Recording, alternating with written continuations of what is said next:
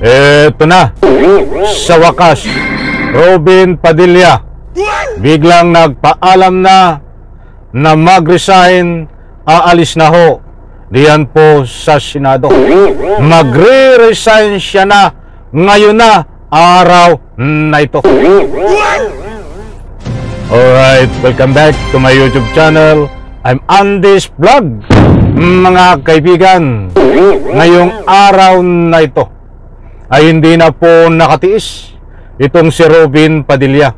Sa gitna ho ng mga kontrobersya na batikos sa kanya ng taong bayan, ay ngayon ho ay nagpaalam na siya mismo diyan sa loob ng Senado na magre-resign po siya ngayon araw na ito.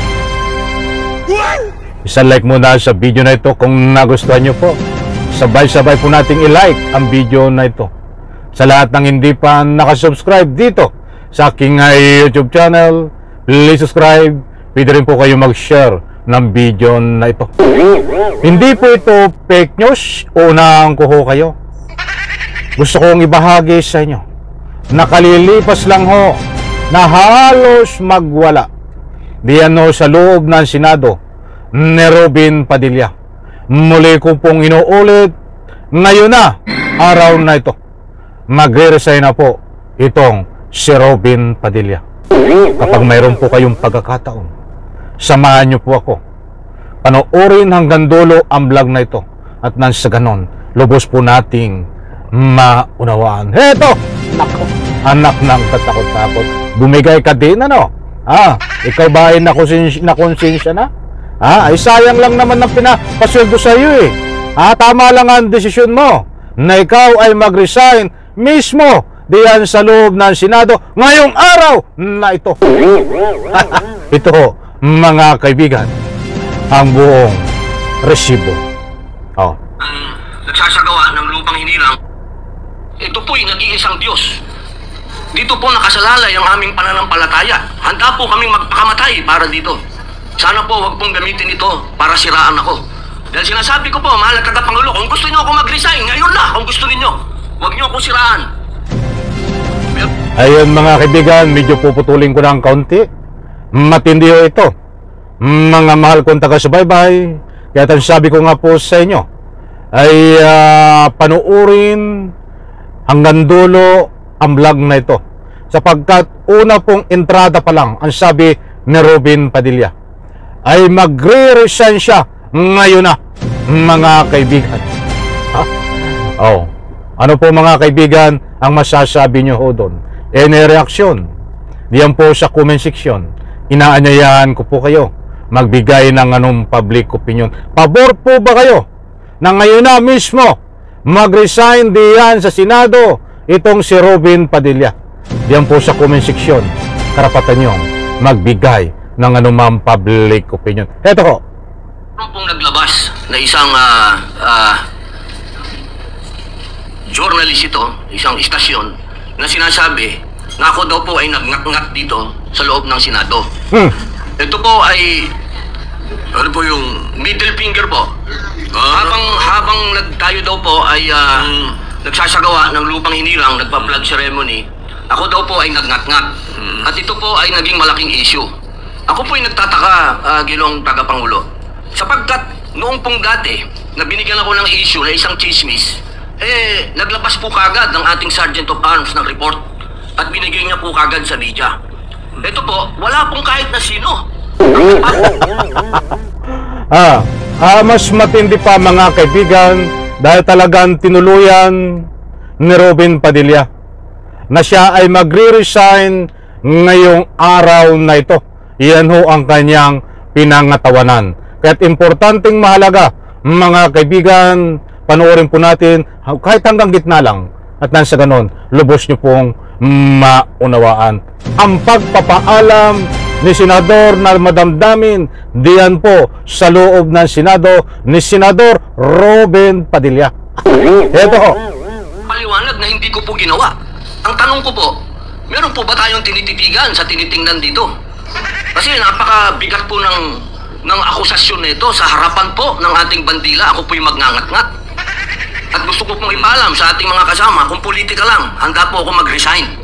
Pero pagka religion ko po ang pinag-usapan, kahit sino sa inyo, o anong gusto nyo, wala pong problema. Pero wag pong religion ko. Hinihingi ko po, wag pong religion ko, mahal na tagapangulo. Ay nananakot si Robin Padilla. Halos magwala na ho ito mga kaibigan. Kahit sino po sa inyo, sabi nila o isang uri ng paghamon. Yan po mismo diyan sa loob ng Senado. Mga kaibigan, ilang oras lang ang nakakaraan. Aba, kita nyo, matapang. Kahit sino po sa inyo, kung ang religion lang daw po ang pag-uusapan. O heto na, ang gusto nating bigyan ng highlight. Ang biglaang pagpapaalam ni Robin Padilla. Ngayon na, siya ay magre-resign diyan po sa Senado. Tungayan po natin ang madamdamin niyang pagpapaalam. Dahil ito po'y malaking kabastusan sa amin. Ito po, ang sinisip na ko po. Ito po'y nag-iisang Diyos. Dito po nakasalalay ang aming pananampalataya. Handa po kaming magpakamatay para dito. Sana po wag pong gamitin ito para siraan ako. Dahil sinasabi ko po, mahal na tagapangulo, kung gusto niyo ako mag-resign, ngayon na, kung gusto niyo. Wag niyo akong siraan. Yun lamang po, maraming salamat po. Tama po kayo. Iyan na naman mga kaibigan. Talagang ano po ang kapupulutan yung aral sa mga galawan ni Robin Padilla. Ilang oras lang po ang nakakaraan yan. Mga kaibigan, ang talumpati ho sa loob ng Senado nitong si Robin Padilla. Hindi po tayo nagpapakalat ng fake news dito. Mga kaibigan, maliwanag po diyan na mayroon pang sinasamahan niya na siya ay handang magpakamatay. Aba, saka natin talakayin yan. Mauubos kayo diyan sa Senado. Kayong mga taga-suporta ni Sara Duterte, kung sasabihin nyo lagi ay handang magpakamatay, ay lumantugtugin na yan. At dito ho, maliwanag din po ang sinabi niya na kung gusto nyo ako mag-resign ngayon na, ay mag-resign siya. Yan ang matinding sinapit na ika nga po ipinapaabot at nagpapaalam na diyan ho sa Senado itong si Robin Padilla. Ano ho ang kasagutan dito ho ni Senador Tito Soto? Sapagkat si Senador Tito Soto ang kanyang pinagpapaalaman at siyempre kasama ang kanyang kapwa Senador diyan ho sa loob ng Senado. Mga kaibigan, abangan po natin, mga mahal kong taga-subaybay, dahil itong pagpapaalam ni Robin Padilla diyan ho sa loob ng Senado, kung ano ang kasagutan ho dito ni Senador Tito Soto. Papayagan ba siyang mag-resign ngayong araw na ito?